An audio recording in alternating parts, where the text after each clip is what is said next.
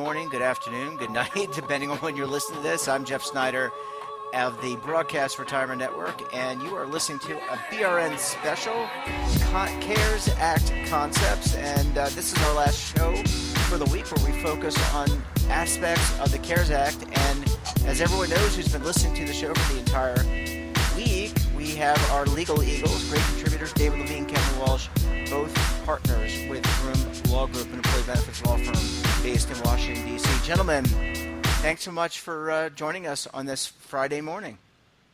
Jeff, we're happy to be on, but this is a special. We thought we were going to do 15 minutes a day on the CARES Act from here on out. We thought this was a permanent thing. Whoa. 3 or 4 years in, and just do all CARES Act all the time. Wait, Kevin, you didn't tell Jeff our new idea. Every day, we're going to do 15 minutes of live video watching our hair grow because we can't get haircuts. Very interesting. We lost out on next week's CARES Act conversation when CARES Act 3.5 didn't get done this week. Well, don't worry. We know, all jokes aside, that there will be something because more money is needed. Heaven forbid, Kevin, you don't have a new Federal Reserve program to talk about any given day. So I'm pretty confident that there will be more because, let's be honest, more is likely needed, and I think everybody agrees. It's just getting through the politics. Don't you agree? Yeah, I'd agree. I mean, I think looking at how this week's unfolded, and I just to give listeners a structure here, I think the first two things we're going to talk about today are going to be what could be in kind of CARES Act 4.0, and also a little bit on what they tried to do in CARES Act 3.5 that really didn't get done this week, and the type of issues that it sets up as kind of tension points for the next round of legislation. So, David, do you want to talk a little bit about the process this week? You know, what happened yesterday with CARES Act 3.5, and I'll provide more detail if you decide to keep it a little higher level than I'd want it to be. Well, actually, my theory, Kevin, is I've been going first all week. So why don't you go first and talk about things? And I'm actually going to honor my promise from yesterday. I was going to talk about what people are doing to their plans and what's going on to wrap us up. So why don't you go first about CARES 3.5, 4.0, and whatever may come next, and then I'll swing behind with a little bit more about plan stuff to tie us back to home and close us out. So your summary was a little bit more high level than I'd even anticipated. Yeah, what can I say? What can I say? I wanted something that would keep people awake. Okay, well, I mean, it's not the Who Cares Act. I mean, this is the CARES Act. It is relevant. It's important, Kevin. It's very relevant. And people need this. So your point is important. You go first. I'll follow you. Okay, so this week, Congress tried to pass kind of interim legislation that was a lot like CARES Act 3.0, or the CARES Act from about a week ago. And basically the reason for this was earlier this week, Secretary Mnuchin, who's Secretary of the Treasury, and President Trump announced that they both felt as though the Paycheck Protection Program, the SBA loan program that we talked about earlier this week that helps employers with 500 or fewer employees borrow money in the form of forgivable loans to help keep people employed, to make mortgage payments, to make rent payments, and to make utilities. That the $349 billion that Congress allocated about a week ago might not be enough money. So I think as of yesterday, they'd gone through about $100 billion of the $349 billion. So what they were doing was they were asking for Congress to put in an additional $251 billion. So bring the program from 349 up to $600 billion. Majority Leader Mitch McConnell then came forward with a 2-page bill, which was essentially changing the language in the CARES Act so that the amount of money available for this program would be $600 billion.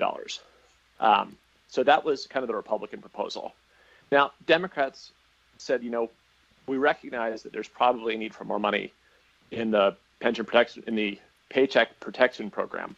But if we're going to put more money in the Paycheck Protection Program, we should also focus on other priorities for other constituencies that are suffering as a result of the COVID-19 crisis.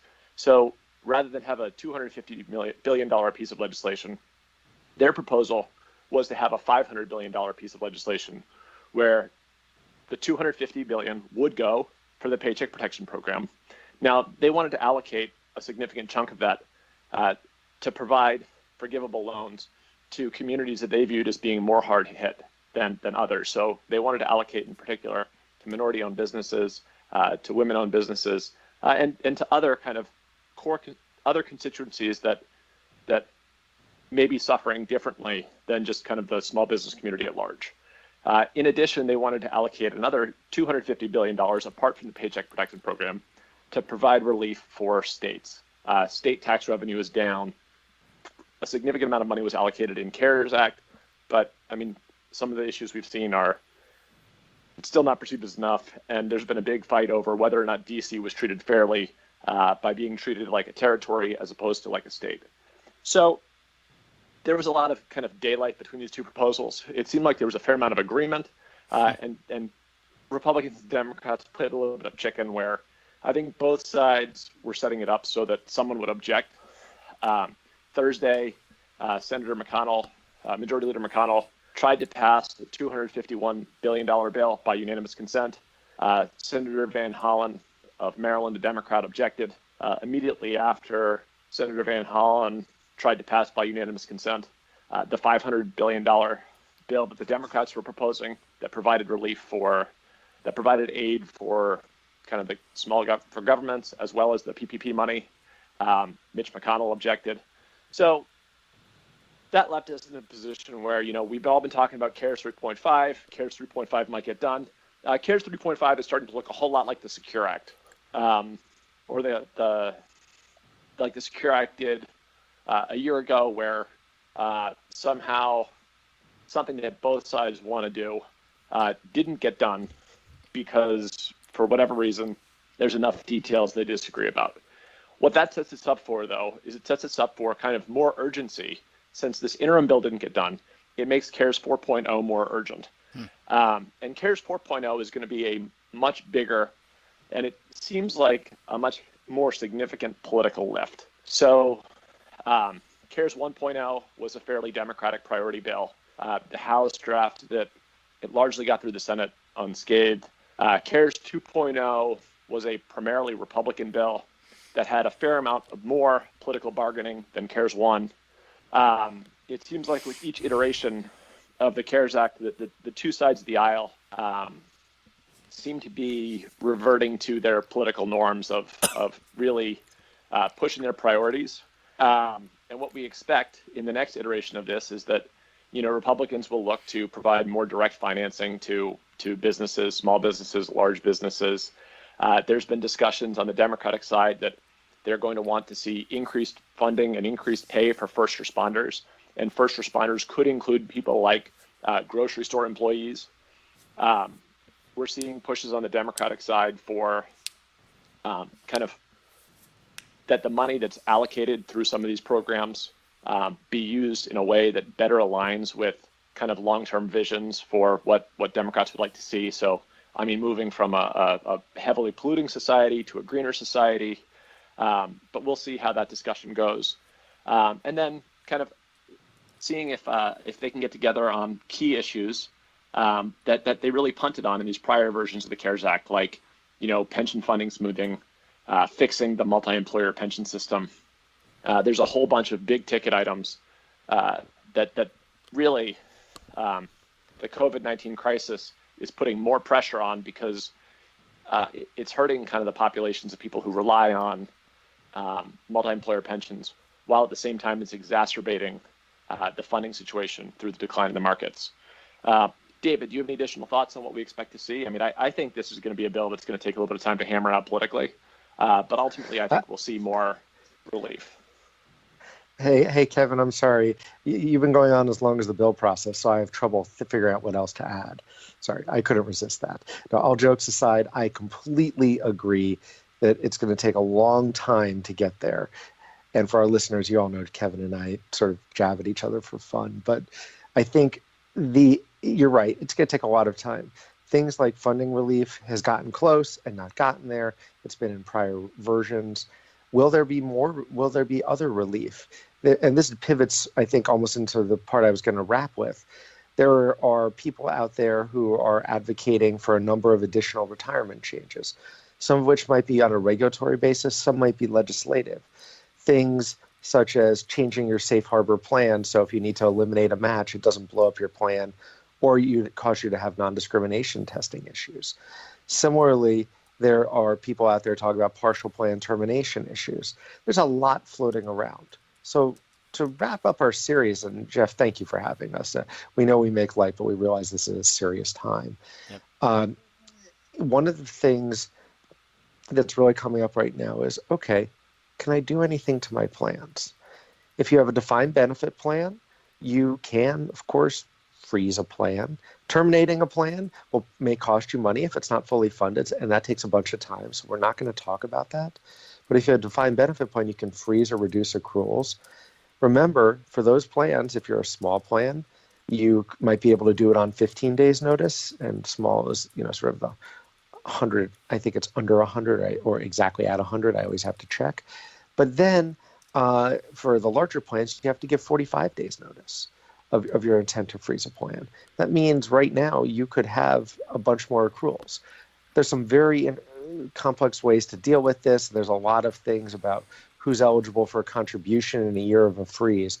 And really, we recommend you talk to your lawyer because it's something I can tell you we work through in detail. But that's something that maybe you want to do. Maybe you want to change your formula temporarily, not permanently shutting down your plan, or maybe you are freezing your plan. We're not going to pass judgment on that. On the 401k side of the house, one of the things that you hear is, okay, I have a safe harbor plan. Can I change my plan mid-year? A lot of safe harbor plan notices now have provisions as permitted by the IRS since 2016, saying we reserve the right to stop being a safe harbor mid-year. If you do, you got to give a notice. You get that notice out. Once the notice is passed, you can discontinue. You can actually discontinue the safe harbor, but you have to test your plan. So you should get a feel for what's that going to mean to your plan and your non-discrimination testing. Similarly, if you're not a safe harbor plan, where in other words you just have employer match or employer contributions, depending on your exact wording, you may just be able to discontinue it, although notice is something to keep in mind. I'm not advocating taking away benefits for people, but in a time of economic reality, sometimes we recognize that a lot of businesses need to conserve cash. So these are all things to keep in mind. Similarly, people with company stock right now, so if you have an independent fiduciary, you're sort of maybe going down that way. If you don't, do you need one? Do you not? You're not required to. But at the same time, just a continual monitoring of what you're doing is important. These are all things that impact cash flow, that impact design, and these are things that people are having serious, open, honest discussions about. And lastly, I'll mention partial plan terminations. If your organization, and Kevin has done a great job this week, really going through the various programs that are rapidly evolving to help small business, medium business, large business, one of the discussions out there at this point is if you reduce headcount, and do you have a partial plan termination? Generally, if you reduce your headcount by more than 20%, it's often presumed to be. But there's a bunch of IRS guidance from the early 2000s. There's some cases out there, and you really need to look at the facts of each situation. But what does that mean? It means that someone who's affected by downsizing, who isn't vested, if you have a partial plan termination, in other words, this big layoff, you might have to vest them, which means you're going to have to vest people in amounts that you might have thought you were going to use for forfeitures for a match. So there's a lot of dynamics at play here. Mm-hmm. What's the takeaway on all this? The simple takeaway, there are options if you need to preserve cash. Just step carefully, because getting from A to Z is doable, but it's figuring out what your objectives are, how you message it, and exactly what you're doing depending on your type of plan. And I'm going to end on a positive note. I can tell you right now, one of the things I've also been seeing is people saying, in some exceptions, we have certain employees who are working really hard. How do we actually give them more because of what they're doing for our business right now? And there's a lot to be said about that, but there's a lot of good people trying for a lot of things right now. So we thank everybody who's trying to keep us together during this time, and I think a lot of employers recognize that too. Kevin, any closing words? I mean, I appreciate Jeff's effort in doing this week. I think it's an important topic because the COVID-19 crisis is a serious crisis, and I think employers large and small and people saving for retirement need to position themselves as best they can and understand the different types of relief that Congress has provided, and also the legal parameters for kind of taking action to try to protect jobs and lives. Well, guys, I want to say thank you on behalf of the audience. This week, it's been amazing. It's always amazing hearing from you guys as part of our regular podcast. And just a reminder, David and Kevin will also be on our Sunday, BRN Sunday podcast, which we also record on Friday. So we'll kind of wrap up maybe some things in totality. But gentlemen, I want to say thank you for making time this week and kind of breaking it down for the audience. I think it's really important information. I think people out there are kind of struggling to find information. It's obviously a difficult time in a lot of ways, and you guys did a great job breaking it down. And so we'll leave it at that. And to the audience, thank you so much. And if you have questions, keep submitting them. Jeff at broadcastretirementnetwork.com, and maybe we'll make this a part of our regular podcast on Sunday. So, gentlemen, until Sunday, take care, and we will talk to you and to the audience very soon. Thanks, Jeff. Stay safe, Thank you so everybody. much. Be safe.